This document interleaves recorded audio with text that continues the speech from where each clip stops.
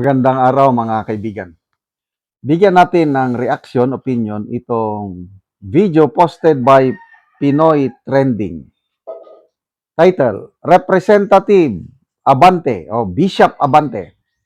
Ibinahagi ang salita ng Diyos sa impeachment hearing. Oh, grabe oh. Talagang hindi magpatalo. Kailangang gampanan niya ang kanyang trabaho na bishop. Baptist bishop ito Hindi siya bishop ng kung ano-anong grupo. Baptist. I don't know kung mga kaibigan kong Baptist, tuwan-tuwa sila, very proud sila na may isang Baptist congressman na nagbabahagi ng salita ng Diyos sa impeachment trial. Pakinggan natin siya. Ang galit ng Diyos is revealed from heaven against all ungodliness and unrighteousness of men. Ang unang-unang nagbigay ng batas, walang iba kundi ang Diyos. Dalawang konstitusyon ang pinapaniwalaan ko. Unang-una, ang tinatawag kong Sacred Constitution na binasak ko lamang po ngayon sa inyo. Ang pangalawang pinapaniwalaan ko ay ang Divine Constitution na mismong ang Diyos ang gumawa. Now you take note, mga kaibigan.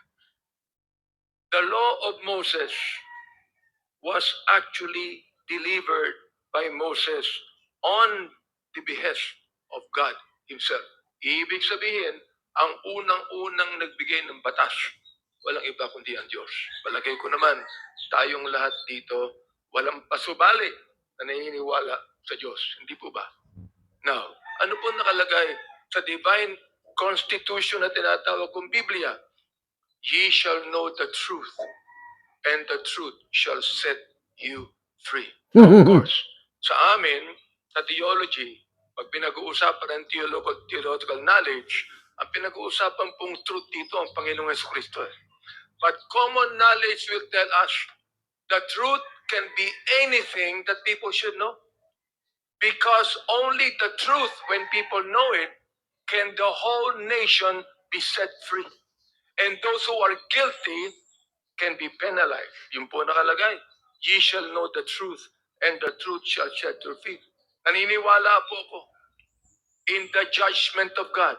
Katulad na paniniwala ko in the judgment of human law, naniniwala din po ako in the judgment of divine law. Ito po ang sinasabi sa Romans 1:18.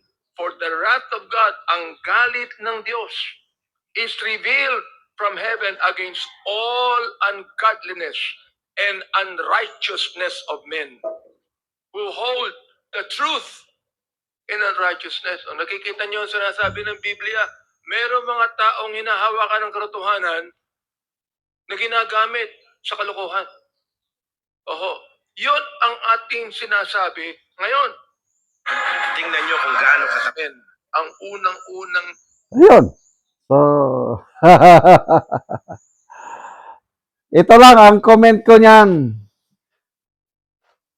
Salita ng Panginoon. Not everyone who calls on me, Lord, Lord, will enter the kingdom of heaven, but only those who follow or are doing the will of my Father God in heaven.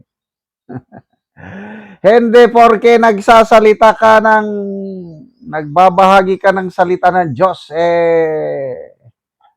tunay ka ng alagad ng Diyos. Kasi, even the devil, si Satanas mismo, kabisado rin niya ang Biblia. Yung temptation ng Panginoong Hesus nung nag-fasting siya. Yung pangalawang temptation, sabi ng Diablo, ayon sa kasulatan, hindi pababayaan ng Diyos na masaktan ka. Kaya tumalon ka dyan. Sabi niya, galing sa templo. Tumalon ka. Dahil sasaluin ka ng manghel. Hindi ka masasaktan. Yun. I think sa kinot ni Satanas sa Proverbs ata yun o Psalm. Yung ganon. So, ang sagot ng Panginoon na isulat, do not test the Lord your God. Kaya hindi porke nagsasalita ka ng salita ng Diyos, ano ba? Yung sabi ng Panginoon, these people honor me with their lips, but their heart is far away from me. Maraming mga peking preachers ngayon. They are false prophets.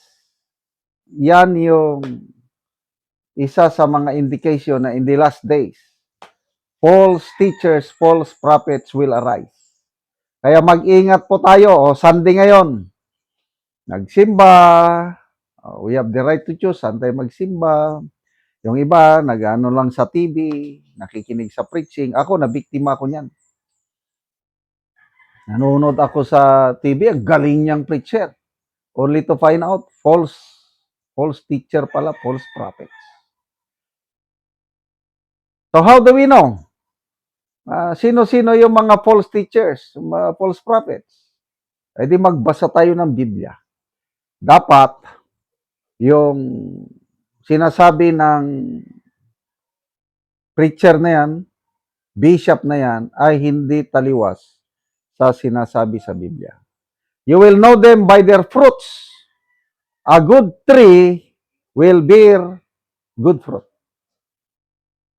Lifestyle. Tingnan nyo ang lifestyle. Naalala ko doon, yung mga false prophets na grabing sobrang sikat. Grabe ang yaman nila. May sariling jet. Lifestyle nila sobra-sobra. Malayo sa lifestyle ng Panginoong Hesus natin dahil ang Panginoong Hesus wala siyang tahanan. Wala nga daw siyang unlanan. He was a carpenter's son.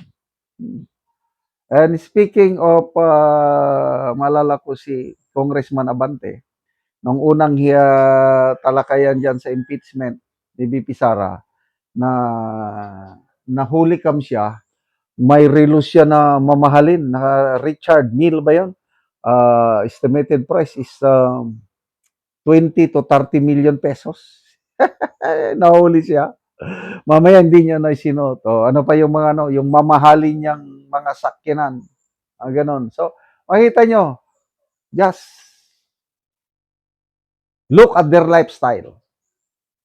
Ano pa? Kasama siya, number 1 siya sa listahan ng Brave 18 Marines sa maleta. So, salamat po, Bishop Abante. Sina, keep on preaching the word of God. Salamat sa inyong pagsubaybay sa channel na ito.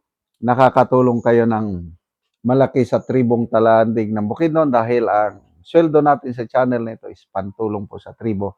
Namimigay tayo ng libreng yero at pako para makapagpatayo sila ng mas maayos na tirahan. Panoorin nyo ang video na ito.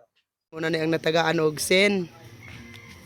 Salamat po kayo sa aning nga taga-aning sin kay ay Nakatop na ka.